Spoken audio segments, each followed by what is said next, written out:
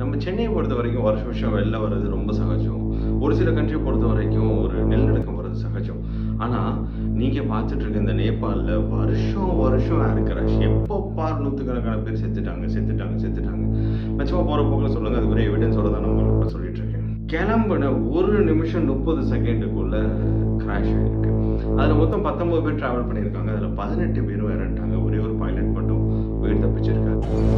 Chilling video shows how the plane veered, then crashed in Nepal, bursting into flames at the side of the runway.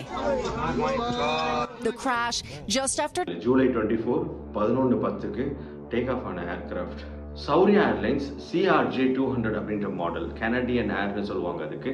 So அந்த model aircraft நேற்று காலையில் கிளம்பியிருக்கு. With registration 9 November alpha mike echo, அதாச்சும் registration number 9NAME. Technical மெயின்டெனன்ஸ்க்காக காத்மாண்டுல இருந்து போக்ரா ஏர்போர்ட்டுக்கு கிளம்பியிருக்காங்க. ஏன்னா அந்த ஏர்கிராஃப்ட் வந்து அண்டர் மெயின்டெனன்ஸில் போகுது. ஸோ ஹேங்கரில் ப்ரெசென்ட் பண்ணிவிட்டு அதை ரிப்பேர் பண்ணுறதுக்காக கொண்டு போகிறாங்க.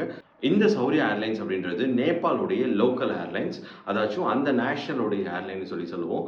ஸோ இது மொத்தமாக 2003 வந்து மேனுஃபேக்சர் பண்ணாங்க. அண்ட் 2017 சௌரியா ஏர்லைன்ஸ் பர்ச்சேஸ் பண்ணிவிட்டு அதை ரெஜிஸ்டர் பண்ணுறாங்க 9N ஆல்ஃபா மைக் இகோ அப்படின்னு சொல்லிட்டு.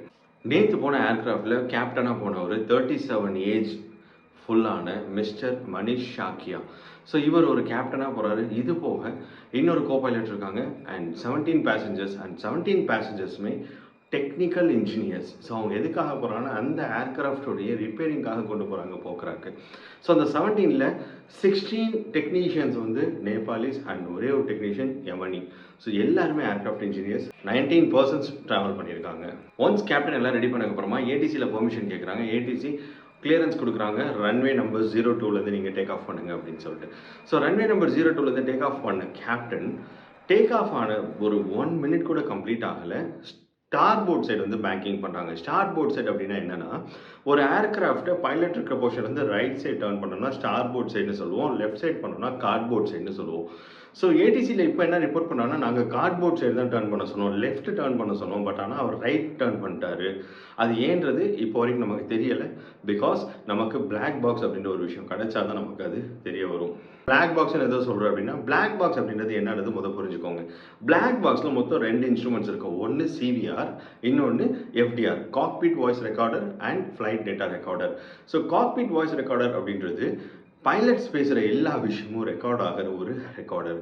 ஃப்ளைட் டேட்டா ரெக்கார்டர் நம்ம என்னென்ன பேராமீட்டர்ஸ்லாம் போட்டாங்க பைலட்ஸ் அண்ட் கோ பைலட்ஸ், ஏடிசியிலேருந்து என்னென்னலாம் இன்ஃபர்மேஷன் வந்துச்சு, எல்லா டேட்டாவுமே கலெக்ட் ஆகிருக்கும். ஸோ ஒன்ஸ் இது எல்லாமே கலெக்ட் பண்ணி ஒரு ஃபைனல் முடிவுக்கு வருவாங்க. ஸோ அதுதான் பிளாக் பாக்ஸ்னு சொல்லுவாங்க. அது இது வரைக்கும் கிடைக்கல. ஓகே, நம்ம ஸ்டோரிக்குள்ளே போகலாம். ஸோ ஒன்ஸ் டேக் ஆஃப் ஆன உடனே அந்த ஏர்கிராஃப்ட் ரைட் டர்ன் பண்ணியிருக்காங்க. எப்பயுமே டேக் ஆஃப் ஆகும்போது ஏர்கிராஃப்டோடைய மேக்ஸிமம் ஸ்பீடில் தான் டேக் ஆஃப் ஆவாங்க. அப்படின்னா விண்டோடைய டைரக்ஷனுக்கு நம்ம ஹெவியான ப்ரெஷர் கொடுத்து போகிறோமோ அந்தளவு நம்மளுடைய கிளைம்பிங் ரொம்ப ஸ்பீடாக இருக்கும் அண்ட் பர்ஃபெக்டாக இருக்குன்றதுக்காக ஹெவி ஸ்பீடில் போவாங்க. ஸோ ஹெவி ஸ்பீடில் டேக் ஆஃப் ஆன அந்த ஏர்கிராஃப்ட் CRJ-200 மாடல் சடனாக ரைட் டர்ன் எடுக்கும்போது அந்த சிட்டியில் இருக்கிற வீடுகளை நோக்கி டிசெண்டிங் ஆக ஆரம்பிக்குது. டிசெண்டிங் ஆனோடனே அந்த வீட்டு மக்கள்லாம் ரொம்ப பயந்து, என்னடா இது ஒரு பெரிய ஒரு விஷயம் நம்மளை நோக்கி வர மாதிரி இருக்குன்னு பார்க்குற 30 செகண்ட்ஸ்குள்ள இந்த கிராஷ் முடிஞ்சிருச்சு. 30 செகண்ட்ஸ்குள்ள முடிஞ்சிருச்சு. இந்த கிராஷை வந்து நேபாள் ரெஜிஸ்டர் பண்ணுறாங்க. 2024 உடைய வெரி டேஞ்சரஸ் ஏர் கிராஷ்ன்றது இதுதான் சொல்லி ரெஜிஸ்டர் பண்ணுறாங்க. இப்போ இந்த கிராஷ் எதனால் நடந்துச்சு, எப்படி நடந்துச்சுன்றது நமக்கு மேபி பிளாக் பாக்ஸ் வந்ததுக்கப்புறம் தான் தெரியும். அது யாரோட மிஸ்டேக்கு, டெக்னிக்கல் எரரா என்னன்றது மேபி அது நமக்கு பிளாக் பாக்ஸ் தான் தெரியும். மேபி டெக்னிக்கல் எரராக இருந்திருந்தால் உள்ளே இருந்தவங்க எல்லாருமே டெக்னீஷியன்ஸ், அவங்களால ஏன் கண்ட்ரோல் பண்ண முடியலை, இல்லை டேக் ஆஃப்க்கு முன்னாடி வந்து பெர்மிட் டு ஃப்ளைன்னு சொல்லுவோம். ஸோ பெர்மிட் டு ஃப்ளை யார் கொடுத்தது இவங்களுக்கு, ஏன் பெர்மிட் டு ஃப்ளை வாங்காமல் பண்ணாங்க? இது எதுவும் ஃபர்ஸ்ட் டைம் கிடையாதுங்க. லாஸ்ட் இயர் ஜான்வரி 2023 எத்தி ஏர்லைன்ஸ் அப்படின்ற ஒரு ஏர்லைன் மூலியமா இதே காத்மாண்டு திருபுவனம் ஏர்போர்ட்லேருந்து போக்ரா போன ஏர்லைன்ஸில் 68 பேர் ஏர் கிராஷில் இறந்துட்டாங்க. மே 2022 போக்ரா ஏர்போர்ட்லேருந்து ஜாம்ஷு அப்படின்ற ஒரு சிட்டிக்கு போன ஒரு ஏர்லைன்ஸில் 22 பேர் இறந்துருக்காங்க. 2019 மாதம் எனக்கு ஞாபகம் இல்லை. 2019 ஒரு ஏர்கிராஃப்ட் லுக்லா ஏர்போர்ட்லேருந்து டேக் ஆஃப் ஆன ஒரு ஏர்கிராஃப்ட் 2 ஹெலிகாப்டர் கூட கிராஷ் ஆகிட்டு ஹெலிகாப்டரில் இருந்த 2 பேருமே இறந்துருக்காங்க. February 2019 தாப்லே அப்படின்ற ஒரு ஏர்பேஸில் நடந்த ஹெலிகாப்டர் கிராஷில் அந்த நாட்டுடைய மினிஸ்ட்ரி ஆஃப் சிவில் ஏவியேஷனுடைய மினிஸ்டரும் இறந்துருக்காங்க. அவர் கூட சேர்ந்து 2 பேர் ஏர் கிராஷில் இறந்துருக்காங்க. September 2018 கோஹரா டு காத்மாண்டு அதாச்சும் திருவோணம் ஏர்போர்ட் வந்த ஒரு ஹெலிகாப்டர் கிராஷில் ஒரு ஜாப்பனீஸ் பைலட்டும் கூட இருந்த கோ பைலட்டும் 2 பேர் ஏர் கிராஷில் இருந்திருக்காங்க.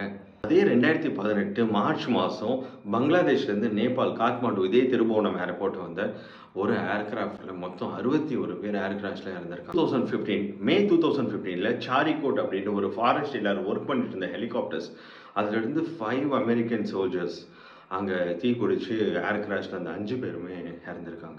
நேபாளில் அப்படி ரெகுலராக நடக்கிற ஏர் கிராஷுக்கு என்ன காரணம் அப்படின்னா, மேபி அங்கே இருக்கிற டிஃப்ரெண்ட் கிளைமேட்டாக இருக்கலாம், இல்லை டெக்னிக்கல் எரர்ஸாக இருக்கலாம், இல்லை ஸ்டாஃபோட இஷ்யூஸாக இருக்கலாம். இது எல்லாத்தோட முக்கியமான காரணம்னு நான் ஒரு காரணம் சொல்லுவேன். அது என்ன காரணம் அப்படின்னா, நீங்கள் பிளாக் பாக்ஸ் மூலியமாக ஒரு ஏர் கிராஷ் ஆனதுக்கப்புறம் எப்படி ஆகுதுன்னு கண்டுபிடிச்சது போக, அதுக்கு என்ன சொல்யூஷன் அப்படின்றத நீங்கள் நெக்ஸ்ட் அதை கரெக்ட் பண்ணாமல் விட்டீங்க அப்படின்னா அதே விஷயம் திரும்ப திரும்ப நடக்கும். இப்போ நம்ம பார்த்த ஹிஸ்ட்ரி மாதிரி திருவோணம் ஏர்போர்ட்டில் மட்டும் 4 ஏர் கிராஷஸ் ஆகிருக்கு.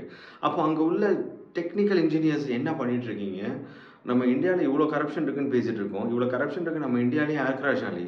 அப்போது நம்ம பயலுக்கு பணம் வாங்கினாலும் கரெக்டாக வேலை பார்க்குறாங்களோன்னு நான் நினைக்கிறேன். ஸோ மேபி அப்ரிஷியேட் பண்ணணும், கிளாப் பண்ணணும் நம்ம இந்தியன்ஸ் எல்லாருக்கும். அப்படின்றப்போ தயவு செஞ்சு இது ஒரு பெரிய இஷ்யூவாக எடுத்துகிட்டு நம்ம கவர்மெண்ட்ஸ் இக்கான்னு சொல்லுவோம், ஹயாட்டான்னு சொல்லுவோம், இன்டர்நேஷ்னல் ஏர் ட்ராவல் அசோசியேஷன் இதை முன்னெடுத்து பண்ணணும். இந்த வீடியோ பார்த்துட்ருக்க நீங்கள் உங்கள் ஃப்ரெண்ட்ஸ் யாராச்சும் ஃபேமிலி நேபாள் போகிறதா இருந்தால் அவங்கக்கிட்ட அலர்ட் பண்ணுங்கள். இந்த மாதிரி இஷ்யூஸ்லாம் இருக்குது. புக் பண்ணும்போது ஒரு ஸ்டாண்டர்டான ஏர்லைன் புக் பண்ணி போங்க, லோக்கல் ஏர்லைன் புக் பண்ணாதீங்கன்றதை சொல்லிப்போங்க.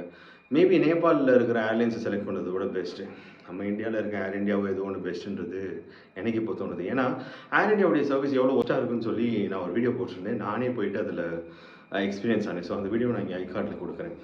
அவங்களுக்கு முன்னாடி இவங்க பரவாயில்லையே அப்படின்னு தோணுது. ஓகே, ஐ ஹோப் இந்த வீடியோ உங்களுக்கு ரொம்ப பிடிச்சிருக்குன்னு நம்புகிறேன். நெக்ஸ்ட் வீடியோ கண்டிப்பாக நம்ம மீட் பண்ணலாம். Much love, god plus.